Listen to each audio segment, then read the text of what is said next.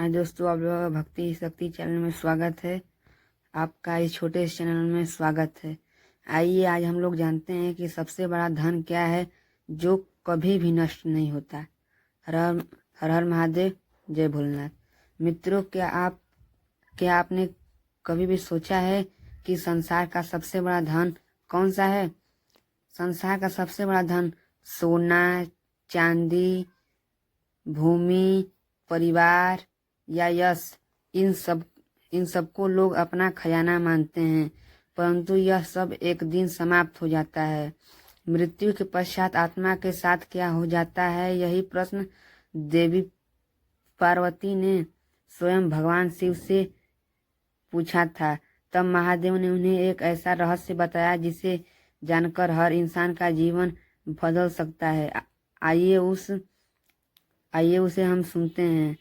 वह दिव्य संवाद और वे कथाएं जिनमें छिपा है अमर धन का रहस्य। माता देवी पार्वती ने गंभीर स्वर में शिव जी से कहा, स्वामी, मैंने देखा है कि संसार के लोग धन के लिए दिन रात श्रम करते हैं और कोई स्वर्ण रत्न इकट्ठा करता है, कोई भूमि संपत्ति, कोई परिवार और संतान को ही अपना सबसे बड़ा धन मानता है और कोई यश प्रतिष्ठा के पीछे भागता है, परंतु यह सब कुछ एक न एक दिन नष्ट हो जाता है। लेकिन देवी पार्वती ने पूछा कि मुझे बताइए कि वह कौन सा धन है जो कभी भी नष्ट नहीं होता है और मृत्यु के पश्चात भी आत्मा के साथ जाता है। शिव जी ने शांत दृष्टि से माता पार्वती को ओर देखा और बोले, देवी, आपका प्रश्न अत्यंत दृढ़ है। यह प्रश्न केवल आपके लिए ही नहीं, समस्त मानवता के लिए कल्याणकारी है, परंतु इस रहस्य को मात्र शब्दों में ही नहीं बताया जा सकता। यदि मैं अभी ही आपको उत्तर दे दूं तो उसकी गहराई का अनुभव आप नहीं कर पाएंगे। इसलिए मैं आपको कुछ प्रसंग सुनाऊंगा, राजाओं, ऋषियों और सामान्य लोगों को जीवन से जुड़े हुए प्रसंग। इन्हीं कथाओं के माध्यम से आप लोग समझ पाएंगे। तो आइए वह कथा शुरू करते हैं कि कौन सा धन ऐसा है जो कभी भी क्षीण नहीं होता और जो मृत्यु के पश्चात भी आत्मा का सहचर बना रहता है। पार्वती जी की जिज्ञासा और बढ़ गई। उन्होंने हाथ जोड़कर कहा, स्वामी, तब मैं आज वही कथाएं सुनना चाहती हूँ। कृपया करके मुझे उस अमर धन का रहस्य कथा के माध्यम से बताइए। शिव जी ने मंद मुस्कान के साथ उत्तर दिया, ठीक है, सुनो ध्यान से देवी, मैं तुम्हें पहली कथा सुनाता हूँ। एक ऐसे राजा की जिसके पास अपार वैभव था, फिर भी वह अधूरा था क्योंकि उसने सच्चा धन नहीं पाया था। नाम सुदर्शन। उसके राज्य में वैभव की कोई भी कमी नहीं थी। सोने चांदी से भंडार का अनगिनत रत्न, विशाल सेना, सुंदर महल, सैकड़ों सेवक और प्रजा की आदर से सब कुछ उसे प्राप्त था। उसके सिंहासन पर बैठते ही पूरा दरबार झुक जाता था और झरा सा वह रथ पर निकलता नगरवासी पुष्प वर्षा करते, परंतु देवी, उस राजमहल की चकाचौंध के पीछे एक गहरा अंधकार छिपा था।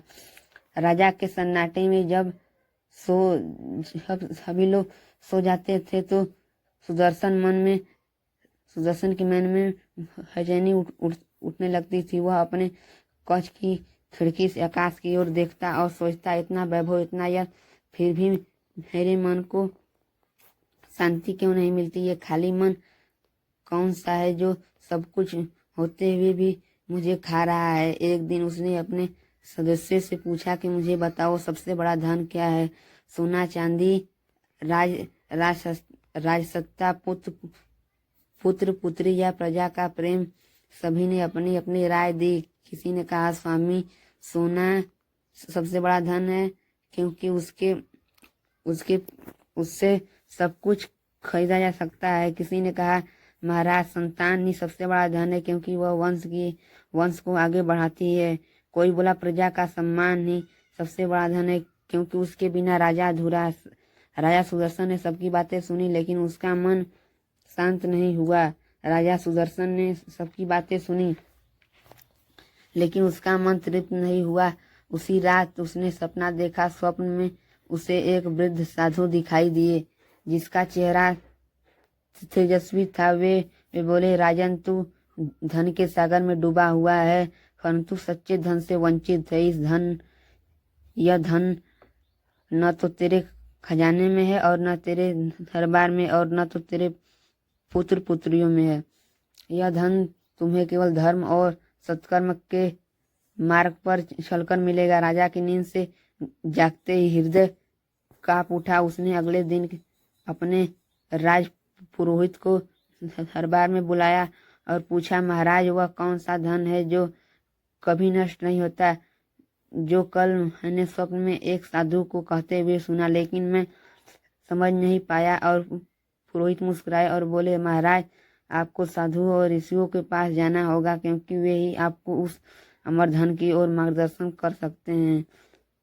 देवी तब सुदर्शन ने अपने राज सिंहासन को छोड़कर वन की यात्रा आरंभ कर दी और उस पुरोहित के पास पहुंचे। तब उस पुरोहित ने उत्तर दिया कि आपका यह सबसे बड़ा धन ही पूजा पाठ करना है। तो वह राजा उसी दिन से रोज पूजा पाठ करने लगा और उसका मन शांत हो गया। तो यहाँ पर यह वीडियो खत्म होती है। तो एक लाइक और एक कमेंट कर जरूर जाइएगा दोस्तों। नमस्कार।